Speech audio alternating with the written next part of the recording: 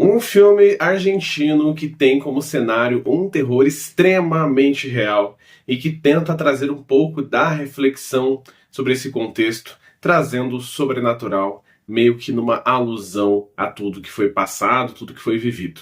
Será que é isso que aconteceu aqui nesse filme? Pelo menos é isso que a sinopse dá a ideia. Mas a gente vai muito mais do que na sinopse aqui, falando de um filme de terror que chegou na HBO Max e que está dando o que falar. Tô ansioso por essa conversa, mas eu peço que você se inscreva nesse canal, curta esse vídeo e compartilhe com os seus amigos, principalmente aquele amigo que gosta de um bom terror social.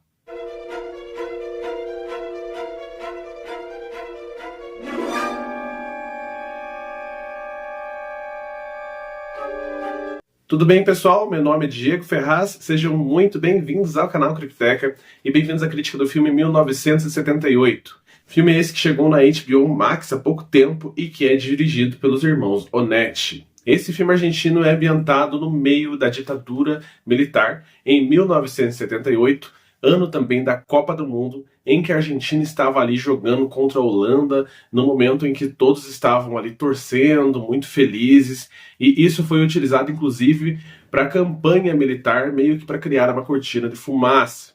E eis que nesse cenário a gente vê um grupo de torturadores torturando diversos jovens, estudantes e pessoas que supostamente teriam segredos militares escondidos, e eles torturam de maneira extremamente brutal e grotesca, até que eles chegam em uma espécie de galpão para prender novas pessoas que eles irão torturar mais uma vez, meio que tentando desmanchar uma rede de conspiradores. Só que essas pessoas, por sua vez, não são pessoas comuns. Elas fazem parte de uma seita satânica.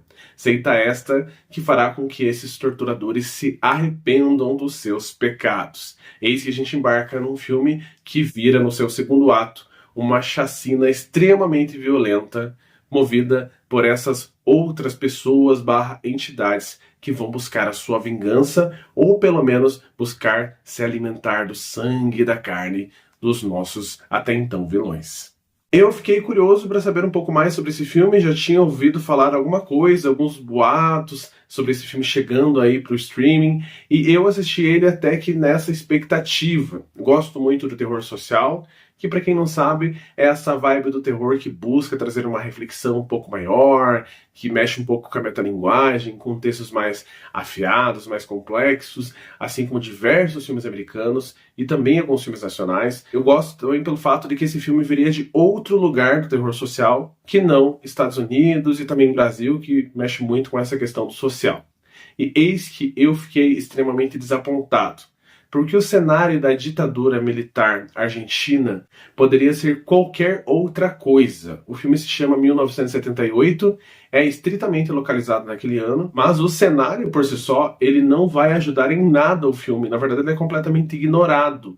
Tão ignorado que vai sendo criado problemas no futuro para o próprio filme e para aquilo que ele quer dizer, se é que ele quer dizer alguma coisa. Quando eu falo de ignorado, esse filme poderia se passar em 2025 e o conflito poderia ter sido trocado por um cartel de drogas que buscam pessoas ali que eles querem pegar porque eles acham que são traidores e daí são levados para pessoas completamente desconhecidas que eles acham que são esses vilões. Ou assassinos contratados para pegar supostas pessoas maléficas, malignas ali que depois eles acabam descobrindo que não é bem isso. Porque o filme em si, ele não vai dialogar sobre o contexto da ditadura em nenhum momento. Só vai dialogar no sentido dos torturadores em si, que são um grupo bem grande de pessoas. E aí a gente chega num filme aonde tem esse cenário que é importante, que não é muito falado. Inclusive eu tive que pesquisar um pouquinho sobre a ditadura militar argentina para trazer esse vídeo para cá. Então, pelo menos para isso ele serviu, e que poderia servir como uma reflexão sobre aquele período, sobre tudo que eles viveram naquele período, sobre a tensão, sobre a censura, e talvez utilizar esses monstros ali que vão aparecer no terceiro ato como essa representação, e talvez até seja tentado isso em algumas cenas. Inclusive, se você vê alguns frames do filme, tem algumas cenas onde eles estão com a venda nos olhos, as criaturas ali estão acorrentadas e alguém com uma figura policial segurando elas, caminhando de um lado para o outro como se fossem cachorros. Então dá para você imaginar o que aquela cena imagética tenta transmitir para você. Mas o texto por si só, que seria o mais importante, ele não fala nada com nada. Tanto que a gente tem um grupo de vilões iniciais, que são os torturadores, obviamente, os mocinhos, que seriam essas pessoas que foram pegas, e aí, posteriormente, as outras pessoas que serão pegas, que são os vilões ali do filme de horror de fato, que são aquelas pessoas que vão encarnar, que vão ter essas monstruosidades por ali. Porém, chega no final, acabou tudo isso. Não tem mais esse papel delimitado. Todo mundo meio que se torna a mesma coisa, tanto que acaba tendo o nosso Final Girl ou Final Boy, não vou contar pra vocês a pessoa que sobrevive a esse filme. Você pensa, poxa, mas cadê? Não era vilão, não era mocinho. Não entendi o que você quer passar com essa mensagem.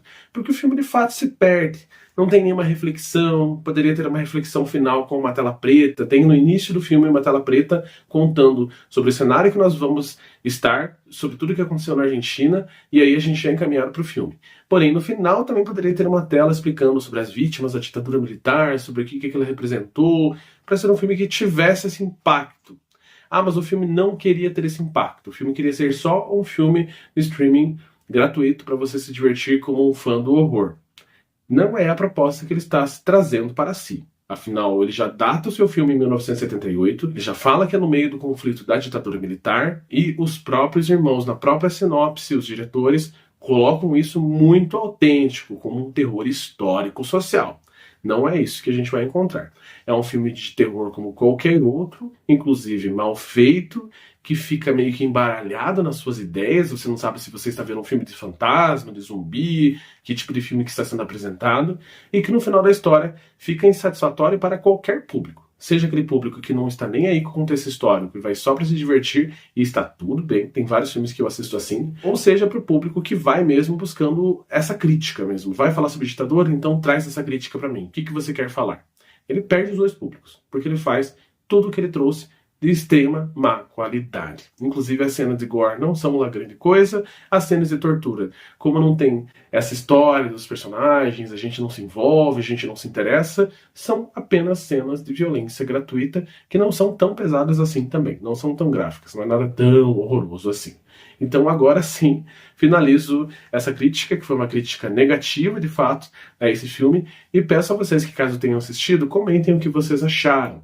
Inclusive, caso vocês queiram um filme de terror social interessante, tem Antebellum, que é um filme maravilhoso, que eu já citei aqui em diversas listas, que vale muito a pena, que fala sobre um conflito histórico, e aí é bem datado, e também ele fala o que veio dizer, ele se explica como um todo. E tem vários exemplares também aqui no cinema nacional, como A Jaula, que eu acho um filme maravilhoso, que teve essa réplica americana aí, esse remake, e tem alguns outros aí que eu posso até fazer uma lista de terrores sociais brasileiros, caso vocês tenham esse interesse. Então agora sim, obrigado por cada segundo de vocês por aqui.